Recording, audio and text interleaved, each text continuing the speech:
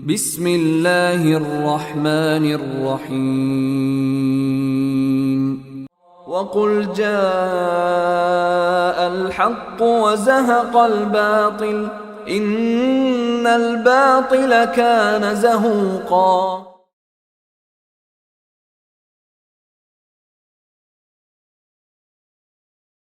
اعوذ باللہ من الشیطان اللعین الرجیم. بسم اللہ الرحمن الرحیم. الحمد للہ ذی المن والاحسان وذی العز والسلطان الذي خلق الانسان وعلمه البیان والصلاة والسلام على نبی الانس والجان ام الامکان واب الاکوان رحمة على الخلق من الرحمن وعلى آلہ الذین هم خلفاء الرب المنان لا سیما بقیۃ اللہ الذی هو صاحب الزمان واللعنة الدائمة على أعدائهم من يومنا هذا إلى آخر الزمان. اما بعد. ناظرین و سامعین محترم، آج کی اس مختصر سی گفتگو کا عنوان اور موضوع امام زمانہ علیہ الصلاۃ والسلام کی ذات ہے، اور یقیناً امام زمانہ کا موضوع بہت وسیع موضوع ہے اور اس میں مختلف پہلو آتے ہیں، لیکن کیونکہ گفتگو مختصر ہے تو کوشش کی جائے گی کہ امام زمانہ کی ذات اور ان کی زندگی سے متعلق کچھ چیدہ امور آپ کی خدمت میں پیش کیے جائیں اور اس گفتگو کو مکمل کر دیا جائے. جب بھی کسی شخصیت کے بارے میں گفتگو کی جائے تو اس کا ایک اجمالی تعارف، اس کا نام، اس کے والدین کا نام، یہ جاننا سب سے ضروری ہوتا ہے. تو امام زمانہ علیہ الصلاۃ والسلام کا جہاں تک تعلق ہے تو مولا کا نام رسول خدا کے نام پر ہے، اور مولا کی کنیت بھی رسول خدا کی کنیت پر ہے. رسول خدا کا نام محمد اور ان کی کنیت ابو القاسم تھی، تو یہی نام اور یہی کنیت ہمارے زمانے کے امام عجل اللہ تعالی فرجہ الشریف کی ہے. لیکن روایات میں ہمیں مولا کا نام گرامی لینے سے منع کیا گیا ہے، جس کی وجہ سے ہم عام طور پہ 12ویں امام کو ان کے القاب سے یاد کرتے ہیں. مولا کے والد کا نام ہمارے 11ویں امام حسن عسکری علیہ الصلاۃ والسلام ہے، اور امام زمانے کے امام کی والدہ کا نام بی بی نرجس خاتون ہے. زمانے کے امام کا جو مشہور ترین لقب ہے وہ مہدی ہے، اور یہ لقب بہت سی روایات میں بھی موجود ہے، استعمال ہوا ہے، اور یہاں تک کہ اس مفہوم کی روایات بھی ہمیں ملتی ہیں کہ جس میں رسول خدا سے یہ نقل ہوا کہ من انکر المہدی فقد کفر، جو مہدی کا انکار کرے گویا وہ کافر ہو گیا. تو یہ مولا کا سب سے زیادہ مشہور لقب ہے، جس لقب سے مولا عالم اسلام میں جانے جاتے ہیں. اگرچہ بعض مسلمان اس بات کے قائل ہیں کہ وہ مہدی جس کے بارے میں رسول خدا نے پیشین گوئی کی تھی اور جو دنیا کو عدل اور انصاف سے بھر دیں گے، ان کی ابھی تک ولادت نہیں ہوئی، جبکہ ہم شیعہ اثنا عشری اور بعض دوسرے فرقے اس بات کے قائل ہیں کہ نہیں، ان کی ولادت ہو چکی ہے اور وہ پردہ غیبت میں ہے. لیکن یہ مولا کا مشہور ترین لقب ہے. اس کے علاوہ مولا کے القاب میں حجت اور قائم بھی استعمال ہوتے ہیں، اور یہ بھی مولا کے مشہور القاب میں سے ہیں. مولا کی ولادت کب ہوئی؟ 15 تاریخ تھی، شعبان کا مہینہ تھا، اور سن 255 ہجری میں ہمارے اور آپ کے زمانے کے امام کی ولادت ہوئی، اور مولا کی ولادت سامرہ کے شہر میں ہوئی. یہاں پر میں یہ آپ کی خدمت میں عرض کرتا چلوں کہ سامرہ کے شہر میں امام حسن عسکری کو اور ان سے پہلے امام علی النقی کو بلا کے حکومت کی طرف سے نظر بندی میں رکھا گیا تھا. امام علی النقی کو کافی کچھ عرصہ زندان میں بھی رکھا گیا، لیکن جب وہ زندان میں نہیں بھی تھے اور اس کے بعد امام حسن عسکری، تو وہ حکومت کی طرف سے ان کے اوپر ایک نگرانی ہوا کرتی تھی، اور وہ اپنی مرضی سے اپنی خواہش کے مطابق نکلنا، کہیں جانا، کہیں آنا، یہ سب نہیں کر سکتے تھے. اور سامرہ ایک فوجی چھاونی تھی اس زمانے میں، اور فوج کو یا لشکر کو عربی زبان میں عسکر کہا جاتا ہے، جس کی وجہ سے 11ویں امام کا لقب بھی عسکری پڑا، اور 10ویں امام کو بھی عسکری کے لقب سے بعض اوقات یاد کیا جاتا ہے. اور 11ویں اور 10ویں دونوں امام کو مشترکہ طور پہ عسکریین، یعنی 2 ایسے افراد جو عسکر اور فوجی چھاونی میں رہے، اس نام سے یاد کیا جاتا ہے. تو جو جس گھر میں امام علی النقی قیام پذیر تھے ان کا جو ذاتی گھر تھا، امام علی النقی علیہ السلام کے بعد 11ویں امام جو زمانے کے امام کے والد ہیں وہ بھی اسی گھر میں اپنی زندگی گزارتے رہے، اور جب 11ویں امام کا انتقال ہو گیا تو 11ویں امام کو بھی اسی گھر میں دفن کیا گیا، اور ان سے پہلے 10ویں امام کو بھی اسی گھر میں دفن کیا گیا تھا۔ تو جو اس وقت خدا ہم سب کو مقامات مقدسہ کی زیارت نصیب کرے، جو سامرہ میں امام علی النقی علیہ السلام اور امام حسن عسکری علیہ السلام کا حرم ہے، وہ در حقیقت 10ویں امام کا گھر تھا، جو پھر 11ویں امام کا گھر بنا، اور 11ویں امام کے بعد جو ان کے وارث تھے، ان کے اکلوتے فرزند امام زمانہ، وہ ان کا گھر ہے۔ اور اسی گھر میں یا اسی روضے میں بی بی نرجس خاتون جو زمانے کے امام کی والدہ ہیں، اور بی بی حکیمہ خاتون جو 11ویں امام کی پھوپھی یعنی 10ویں امام کی بہن یعنی کہ 9ویں امام کی بیٹی تھیں، وہ بھی اسی گھر میں مدفون ہیں، جن کا تذکرہ کچھ آگے چل کے بھی آئے گا۔ یہ امام کا ایک مختصر سا تعارف۔ اس کے بعد امام زمانہ کی والدہ کے حوالے سے اگر ایک بات میں آپ کی خدمت میں عرض کرنا چاہوں تو امام زمانہ کی والدہ بی بی نرجس خاتون کو روم سے قیدی بنا کر لایا گیا تھا، اور پھر ان کی 11ویں امام سے شادی ہوئی تھی، اور اس کے بعد امام زمانہ کی ولادت ہوئی۔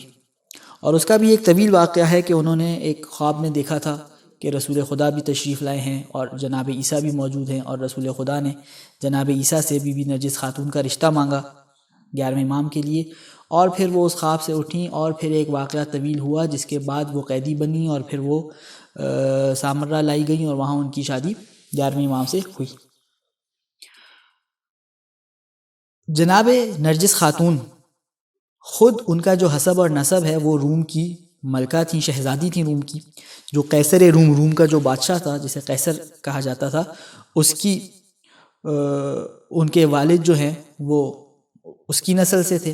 اور جناب نرجس خاتون کی جو والدہ تھیں وہ جناب شمعون کی نسل سے تھیں، اور جناب شمعون جو حضرت عیسیٰ کے حواریوں میں سے تھے۔ حواری حضرت عیسیٰ کے ساتھیوں کے لیے لفظ حواری یوز ہوتا ہے، جس طرح رسول خدا کے ساتھیوں کے لیے لفظ اصحاب یوز ہوتا ہے، اسی طرح حضرت عیسیٰ کے جو ساتھی تھے انہیں حواری کہا جاتا ہے۔ تو حضرت عیسیٰ کے حواریوں میں سے ایک تھے جناب شمعون۔ بی بی نرجس خاتون کا جو والدہ ہیں ان کا نسب جناب شمعون سے جا کے ملتا تھا، اور بی بی نرجس خاتون کے والد قیصر روم کی اولادوں میں سے تھے۔ یہ بی بی نرجس خاتون کا ایک مختصر سا تعلق، اور پھر وہ سامر آئیں اور ان کی 11ویں امام کے ساتھ شادی ہوئی۔ اب ایک رات جو کہ 14 رمضان المبارک تھی، سن 255 ہجری تھا، 11ویں امام نے اپنی پھوپھی جناب حکیمہ خاتون، جن کا تذکرہ ابھی گزرا کہ وہ 11ویں امام کے ساتھ ہی دفن ہے ان کے گھر میں، ان سے کہا کہ آج آپ ہمارے پاس رکیے، رات کا کھانا بھی ہمارے پاس کھائیے اور رات بھی ہمارے پاس گزاریے، کیونکہ خدا کی طرف سے ہمیں ایک نعمت عطا ہونے والی ہے، ہمارے ہاں ایک فرزند کی ولادت ہونے والی ہے۔ جناب حکیمہ خاتون نے حیران ہو کر پوچھا کہ کس زوجہ سے آپ کے ہاں فرزند ہونے والا ہے؟ مولا امام حسن عسکری نے بتایا کہ بی بی نرجس خاتون کے ہاں فرزند کی ولادت ہونے والی ہے۔ جناب حکیمہ حیران ہوئی کہ جناب نرجس خاتون پر کوئی ایسے آثار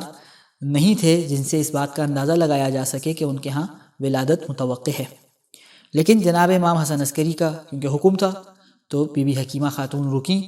اور وہ جب پوری رات گزری، فجر کا وقت جب ہوا تو زمانے کے امام کی ولادت ہوئی، مولا اس دنیا میں تشریف لائے، اور اس کا بھی ایک طویل واقعہ ہے جو کہ جناب حکیمہ خاتون خود نقل کرتی ہیں، جسے ہم اس مختصر سی گفتگو میں بیان نہیں کر سکتے۔ اور جب زمانے کے امام کی ولادت ہو گئی، بی بی حکیمہ خاتون نے انہیں ان کے والد امام حسن عسکری کی گود میں دیا۔ جب امام حسن عسکری کی گود میں آئے امام زمانہ، تو زمانے کے امام نے اس آیت کی تلاوت فرمائی، وَنُرِيدُ أَن نَّمُنَّ عَلَى الَّذِينَ اسْتُضْعِفُوا فِي الْأَرْضِ وَنَجْعَلَهُمْ أَئِمَّةً وَنَجْعَلَهُمْ الْوَارِثِينَ، کہ ہم نے یہ ارادہ کیا ہے کہ جن لوگوں کو دنیا میں کمزور رکھا گیا ہے ہم انہیں پیشوا اور انہیں اس دنیا کا وارث قرار دیں گے۔ امام زمانہ کی ولادت کے بعد امام حسن عسکری نے 70 دمبوں کا عقیقہ کیا، 70 دمبے ذبح کیے، انہیں بطور عقیقہ قربان کیا، اور وہ سامرہ کے تمام لوگوں کو اور فقیروں کو کھلائے گئے۔ امام زمانہ کی ولادت کو مخفی رکھا گیا، چھپا کے رکھا گیا، کیونکہ جو اس زمانے کی حکومت تھی ان کو اس بات کا علم تھا، جو رسول خدا کی حدیث سے یہ بات پتہ چل رہی تھی کہ ان کا رسول خدا کا جو آخری جانشین ہوگا، جو 12واں جانشین ہوگا، جو دنیا کو عدل اور انصاف سے بھر دے گا، اس کی ولادت قریب ہے۔ انہیں اس بات کا علم تھا اور اندازہ تھا، جس کی وجہ سے وہ سختی سے 11ویں امام کے گھر پہ پہرا دیتے تھے۔ حکومت کے کارندے مولا کے گھر میں داخل ہو جایا کرتے تھے اجازت کے بغیر۔ خواتین کو رکھا گیا تھا کہ جو گھر میں جائیں اور اس بات پہ نظر رکھیں کہ کہیں کسی خاتون کے ہاں مولا کے گھر میں ولادت متوقع ہو تو اس مولود کو پیدا ہوتے ہی مار دیا جائے، تاکہ یہ جو خدا کا وعدہ ہے کہ وہ دنیا کو عدل و انصاف سے بھر دے گا اور یہ ظالموں کی حکومت کو ختم کر دے گا، وہ پورا نہ ہونے پائے۔ اس کی وجہ سے امام زمانہ کی ولادت کو امام حسن عسکری علیہ السلام نے نہایت چھپا کے رکھا۔ بہت ہی خاص الخاص لوگوں کو امام حسن عسکری نے امام زمانہ کی ولادت کے بارے میں بتایا اور مولا کی زیارت کروائی، تاکہ یہ امر ان کے چاہنے والوں تک پہنچ جائے۔ سن 260 ہجری جب آیا تو امام حسن عسکری علیہ السلام کی شہادت ہو گئی سامرا میں، اور اس وقت امام حسن عسکری کے جو بھائی تھے، جن کا نام جعفر ہے، جنہیں جعفر کذاب کے نام سے بھی جانا جاتا ہے،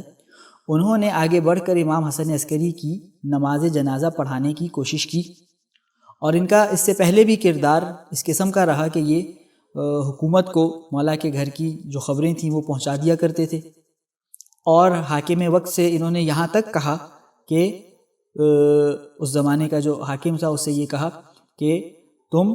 میرے بھائی یعنی امام حسن عسکری کو ہٹا کر مجھے امام کے طور پہ منسوب کر دو، جس پر اس نے جواب دیا کہ یہ میرے بس کی بات نہیں ہے، امام بنانا یا جو لوگوں کا امام حسن عسکری کی طرف جھکاؤ ہے اور ان سے محبت ہے، وہ میری وجہ سے نہیں ہے کہ میں ان سے لے کر تمہیں دے دوں، بلکہ اس کے لیے کچھ خاص خصوصیات درکار ہوتی ہیں۔ تو اسی شخص نے، جعفر کذاب نے، امام حسن عسکری کی نماز جنازہ پڑھانے کی کوشش کی، لیکن اس وقت امام زمانہ جو کہ ایک 5 سال کے کم عمر بچے تھے، وہ آئے اور انہوں نے اس کو ہٹا کر انہوں نے جعفر کو ہٹا کر خود امام حسن عسکری کی نماز جنازہ پڑھائی۔ پھر یہ سن 260 ہجری سے غیبت صغریٰ کا زمانہ شروع ہو گیا۔ غیبت صغریٰ میں یوں ہوا کرتا تھا کہ امام زمانہ کسی خاص بندے کو معین کر کے اپنا نائب بنا دیتے تھے، تاکہ مومنین کا کوئی سوال ہو، مومنین نے کوئی خمس وغیرہ پہنچانا ہو، وہ اس نائب تک پہنچائیں اور یہ مولا تک پہنچائے، اور پھر مولا سے جواب واپس اسی کے ذریعے لوگوں تک پہنچے۔ غیبت صغریٰ کل 69 ایئرز چلی، اور ان برسوں میں مولا نے 4 نائب خاص معین کیے، 1 بائی 1 یکے بعد دیگرے۔ سب سے پہلے جو مولا کے نائب خاص تھے وہ عثمان بن سعید تھے، ان کے بعد عثمان بن سعید کے فرزند محمد بن عثمان تھے، اور تیسرے نمبر پہ محمد بن عثمان کی وفات کے بعد حسین بن روح کو امام زمانہ نے اپنا نائب خاص معین کیا، اور حسین بن روح کے بعد علی بن محمد کو اپنا آخری نائب خاص معین کیا۔ مولا کے آخری نائب خاص یعنی کہ علی بن محمد کی جو وفات ہوئی وہ سن 329 ہجری کے 15 شعبان کو ہوئی۔ ان کی وفات سے کچھ عرصہ قبل مولا نے انہیں ایک خط لکھا کہ تمہاری وفات قریب ہے، اور اب تمہارے بعد کوئی اور تمہاری جگہ پر میرا نائب خاص نہیں بنے گا، بلکہ اب غیبت کبریٰ کا وقت شروع ہو چکا ہے۔ اور مولا نے فرمایا، اور معصومین کی طرف سے یہ بات ہم تک پہنچائی گئی کہ غیبت کبریٰ میں جو فقہا ہوں گے، جو اہل بیت علیہم السلام کی احادیث کو جانتے ہوں گے، اور ان میں کچھ شرائط موجود ہوں گی، جو اپنے نفس کو برائیوں سے بچانے والے ہوں گے، جو اپنے دین پر عمل کرنے والے ہوں گے، جو اپنے زمانے کے امام کی پیروی کرنے والے ہوں گے، اور اپنی ہوا و ہوس کو قابو میں رکھنے والے ہوں گے،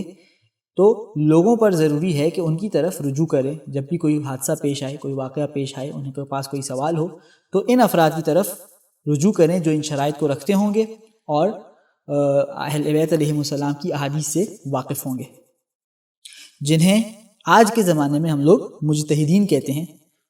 پچھلے زمانے میں ان کے لیے لفظ فقہا بھی استعمال ہوتا تھا، لفظ محدثین بھی استعمال ہوتا تھا۔ تو اس طرح سن 329 میں غیبت صغریٰ ختم ہوئی اور غیبت کبریٰ شروع ہو گئی، جو کہ آج تک غیبت کبریٰ امام زمانہ کی جاری ہے۔ اب یہاں پر ایک بات میں تھوڑی سی اور کلیئر کر دوں، باتوں میں آ گئی کہ آج کے زمانے میں جو ہم لفظ مجتہد یوز کرتے ہیں، ہم مجتہد سے یہی افراد مراد لیتے ہیں جن کی میں نے آپ کی خدمت میں خصوصیات بیان کی، لیکن پرانے زمانوں میں ائمہ کے زمانوں میں ان کے لیے ورڈ مجتہد یوز نہیں ہوتا تھا، بلکہ ان کے لیے ورڈ محدث یا ورڈ فقیہ یوز ہوتا تھا۔ اس وجہ سے بعض لوگوں کو یہ غلط فہمی، اور اس زمانے میں ائمہ کے زمانے میں لفظ مجتہد ان لوگوں کے لیے یوز ہوتا تھا جو ائمہ کی احادیث کو چھوڑ کر دوسرے طریقوں سے خدا کا حکم معلوم کرنے کی کوشش کرتے تھے، ان کے لیے لفظ مجتہد یوز ہوتا تھا۔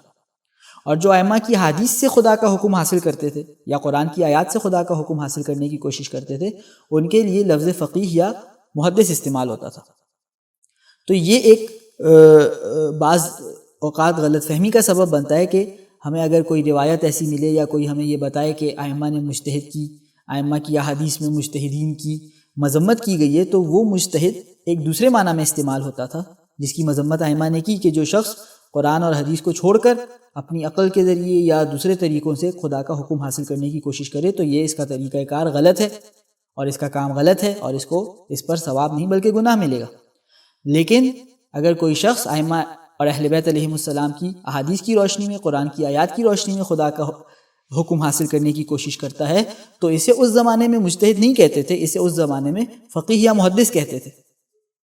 تو یہ ایک غلط فہمی ہو سکتی ہے کسی کو اس قسم کی احادیث سن کر یا پڑھ کر، اس وجہ سے اس بات کو سمجھنا نہایت ضروری ہے۔ اب ایک سوال آخری، اس کا میں جواب آپ کی خدمت میں عرض کروں اور اس گفتگو کو مکمل کر دوں کہ زمانے کے امام اتنے عرصے سے غیبت کبریٰ میں ہیں، ہم ان کو نہیں دیکھ پاتے یا ہم انہیں نہیں پہچان پاتے، تو امام زمانہ سے ہمیں کیسے فائدہ حاصل ہو سکتا ہے؟ تو اس کے بارے میں دو جوابات ہمارے پاس موجود ہیں جو معصومین کی احادیث سے اور علماء کے گفتگو سے ہم تک پہنچتے ہیں۔ پہلی بات تو یہ کہ جو احادیث میں بھی مذکور ہے کہ جیسے ایک سورج بادل کے پیچھے چھپا ہو تو بھی وہ لوگوں کو اپنی روشنی اور فائدہ پہنچا رہا ہوتا ہے۔ اگر بادل آگے آ جائیں اور سورج کو کور کر لیں تو ایسا نہیں ہے کہ اس سورج کی روشنی ہم تک پہنچنا یا گرمی ہم تک پہنچنا ختم ہو جاتی ہے۔ اسی طرح امام زمانہ بھی پردہ غیبت میں ہیں تو ان سے جو ہم کو ہدایت حاصل کرنی ہے وہ ہم تک پہنچ رہی ہے۔ اور اس کا ایک دوسرا جواب یوں بھی دیا جاتا ہے، علماء جو بیان فرماتے ہیں کہ جس طرح شیطان ہمیں نظر نہیں آتا لیکن شیطان ہمیں بہکا دیتا ہے، شیطان گمراہی پھیلا دیتا ہے، اسی طرح امام زمانہ کے لیے بھی یہ بالکل ممکن ہے کہ وہ ہمیں نظر نہ آئیں یا ہم انہیں پہچان نہ پائیں، مگر وہ ہماری ہدایت کا سلسلہ جاری رکھیں اور وہ ہم تک اپنے وجود کے فوائد پہنچاتے رہیں۔ یہ امام زمانہ کی غیبت کبریٰ میں ہم تک اس طرح سے فوائد پہنچتے ہیں، اور یقیناً امام زمانہ ہی کی وہ ذات ہے آج کے زمانے میں کہ جن کی برکتوں سے یا جن کے صدقے میں یا جن کے توسط سے خدا کی نعمتیں ہم تک پہنچتی ہیں۔ ہم جس بھی نعمت کو استعمال کرتے ہیں، چھوٹی سے چھوٹی چیز ہو یا بڑی سے بڑی چیز ہو، یقیناً اسی ہستی کے، ہمارے زمانے کے امام کے صدقے میں اور برکت میں ہم تک وہ نعمتیں پہنچتی ہیں۔ آخر میں خدا کی بارگاہ میں یہ دعا ہے کہ پالنے والے زمانے کے امام کے ظہور میں تعجیل فرما، اور اے خدا ہمیں زمانے کے امام کے اعوان و انصار میں شامل ہونے کی توفیق عنایت فرما۔ جب زمانے کے امام حکم دیں تو ہمیں اپنی جان کے نذرانے ان کے قدموں میں نچھاور کرنے کی توفیق عنایت فرما۔ وآخر دعوانا ان الحمد للہ رب العالمین۔ اللہم صلی علی محمد وآل محمد وعجل فرجہم واحشرنا معہم۔